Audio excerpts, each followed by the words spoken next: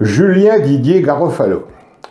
Je prends ce jour 14 mai 2023 à tâche avec vous, suite à votre vidéo du 10 mai 2023 intitulée « Julien D. Garofalo accuse. Révélation, les corbeaux démasqués » et l'émission complément d'enquête du jeudi 11 mai dernier relative à l'affaire des dossiers du Rocher.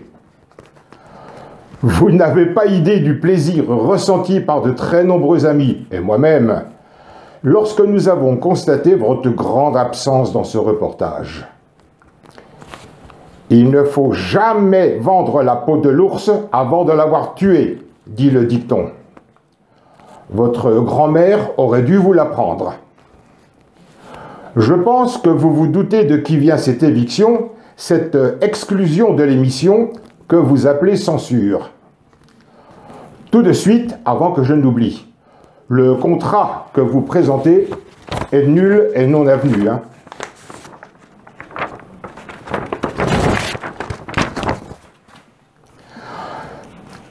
Entre nous, Garofalo, comment voulez-vous que France 2 accepte de faire passer à l'antenne un individu de votre acabit, condamné de droit commun, escroc notoire, menteur, fraudeur, voleur, falsificateur, détrousseur de personnes âgées, à l'aspect répugnant, s'exprimant dans un français plus qu'approximatif. Se disant docteur en droit, j'ai une vidéo enregistrée à Castellar. Se disant juriste professionnel, ce qui constitue une usurpation de fonction et un exercice illégal d'une profession, se disant avocat, là aussi j'ai une vidéo, constituant une autre usurpation de fonction, un autre exercice illégal d'une profession. Se disant expert en droit international, alors que les connaissances liées à ces professions de droit incitent à la plus grande prudence dans l'expression, alors que vous êtes dans la plus parfaite incapacité de vous exprimer de façon audible et surtout cohérente. Si vous étiez réellement le juriste professionnel que vous dites être, l'avocat associé à Chaumont dans votre association Émergence du quatrième pouvoir, dont vous êtes le président, Chaumont le vice-président, l'expert en droit international, bref, un ténor du droit, vous ne pouviez ignorer que, mis en examen le 27 octobre 2022, il vous était formellement interdit de vous exprimer sur le sujet, raison de votre mise en examen sous contrôle judiciaire. Ça s'appelle secret de l'instruction. En réalité, vous êtes un parasite sociétal, une décharge publique à ciel ouvert, un rebut de la société. Vous qui avez raté l'examen à l'exercice de la profession d'avocat, rappelez-vous, début 2020, je vous avais juré que vous ne seriez jamais ni avocat, encore moins docteur en droit. Vous, l'idiot utile, comme vous qualifient les journalistes, vous qui avez falsifié ou fait falsifier votre casier judiciaire, vous, écroué numéro 9030 de la prison de Monaco, qui vous masturbiez devant vos codétenus. À ce propos, maintenant que vous n'avez plus votre chienne, comment compensez-vous son absence sexuellement, zoophilement parlant? Vous qui vous leviez la nuit pour voler des cigarettes aux dits codétenus, vous qui avez psychologiquement anéanti Madame Sylvie Sallet-Tavernier, vous qui avez nui très gravement à une famille alsacienne qui vous avait chaleureusement ouvert sa porte et sa table. Vous qui avez fait croire à votre directeur de thèse que vous étiez à l'origine du travail présenté, alors que cette thèse a été réalisée par Nadia.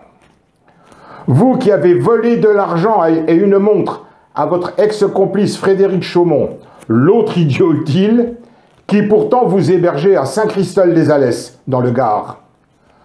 Vous qui avez, le 9 décembre 2021, avec Chaumont, escroqué Madame Janine S. de Hyères, dans le Var, une dame de plus de 80 ans. Vous qui êtes condamné plus d'une soixantaine de fois par la 17e chambre civile du tribunal judiciaire de Paris, restant devoir des centaines de milliers d'euros de dommages et intérêts, comment et pourquoi voulez-vous que France 2 prenne le risque de vous laisser encrasser cette excellente émission sur une chaîne publique française quand vous traitez M. Didier Linotte, président de la Cour suprême de Monaco, de crapule de première catégorie, de racaille, M. Laurent Anselmi, chef de cabinet d'Albert Grimaldi, de voyou notoire, de racaille, M. Claude Palermo, gestionnaire de la fortune de dudit Albert Grimaldi, de voyou notoire, de racaille, M. Thierry Lacoste, ami d'enfance d'Albert Grimaldi et avocat, de racaille, d'avocat véreux du prince Albert, de pourri jusqu'à la moelle, M. Albert Grimaldi lui-même, de pauvre prince Albert qui ne fait même plus rire, d'incapable, de dangereux personnages, de nocifs qu'on retrouve dans Epstein, de violeurs, M. Bruno Le Maire, ministre du budget français, de blanchiment d'argent avec la principauté de Monaco, M. Franck Vouault, magistrat instructeur,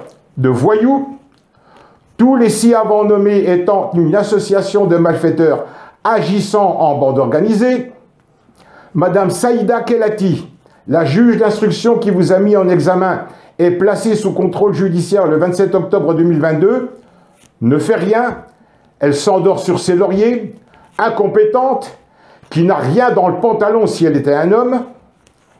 Les policiers de la BL2C, spécialisés dans la lutte contre la cybercriminalité, qui ont procédé à votre arrestation, d'associations de malfaiteurs, de voyous, de criminels.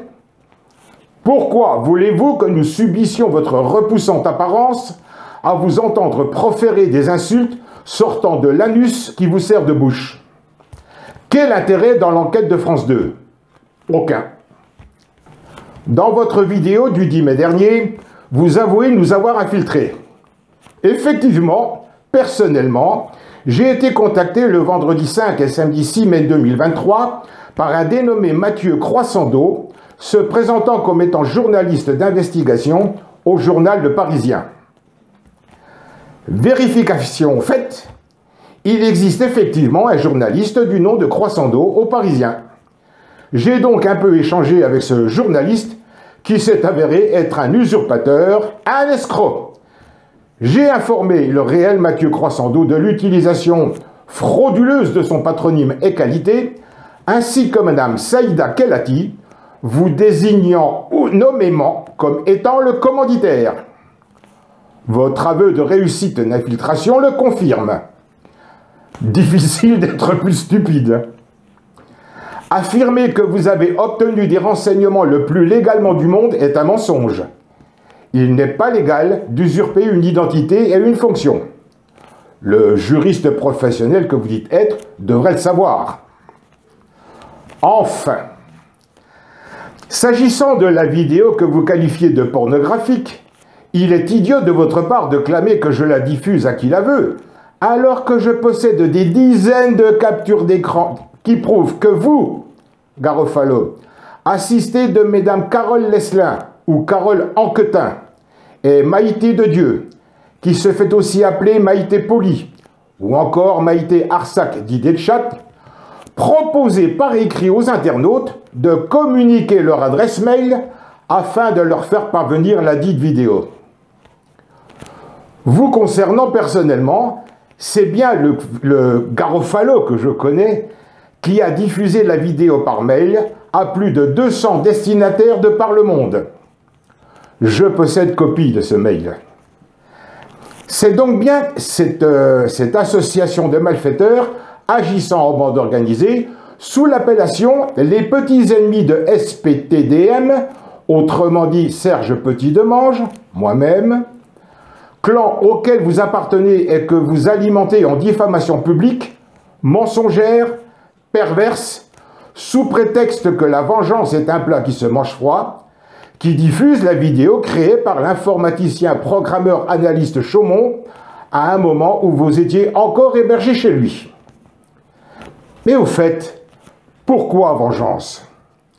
Que vous ai-je fait, ou pas fait, à vous tous, pour que vous cherchiez à vous venger.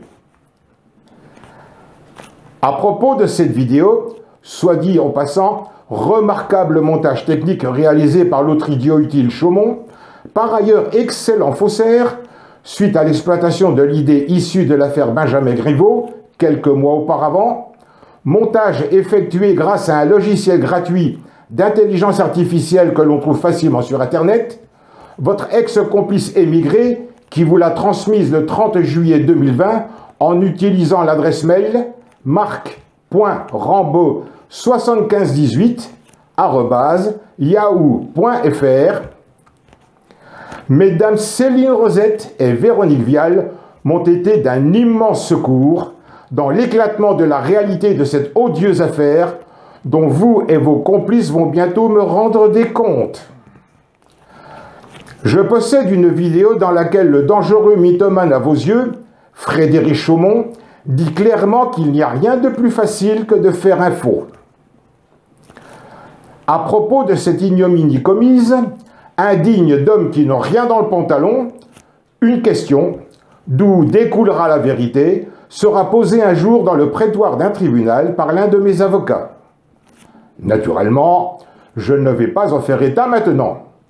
Mais, effet de surprise déstabilisant garanti, réduisant à néant le mécanisme du complot ourdi par Chaumont.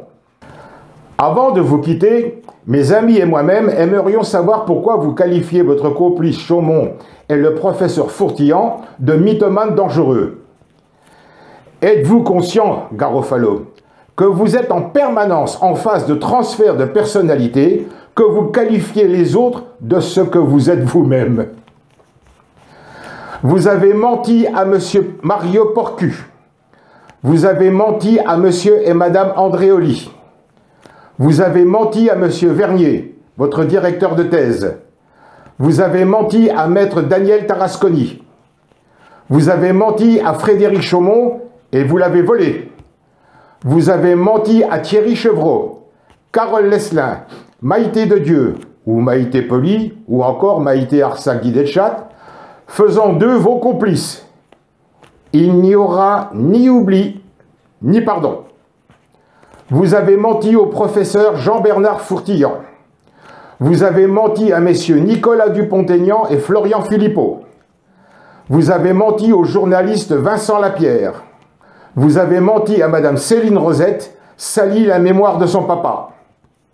Vous avez menti à madame Véronique Vial, insulté sa maman gravement malade. Vous avez menti et sali la famille Diaz qui vous avait hébergé. Vous avez menti à madame Sylvie Zallet-Tavernier qui vous avait hébergé. Vous avez menti au journaliste Richard Boutry. Vous avez menti à monsieur et madame Villano qui vous avait hébergé. Vous avez menti et escroqué madame Chasse. Vous avez menti à la journaliste de France 2, madame Tania Céleste. Vous mentez à votre actuel logeur, monsieur Noël Lapierre, alias Papillon 111, habitant à Fossé, dans les Ardennes. S'il existe un voyou, une crapule, un véreux, une ordure, une racaille, un mythomane en ce monde, c'est vous, Garofalo. Non, pardon. Non. Vous, Garofalo.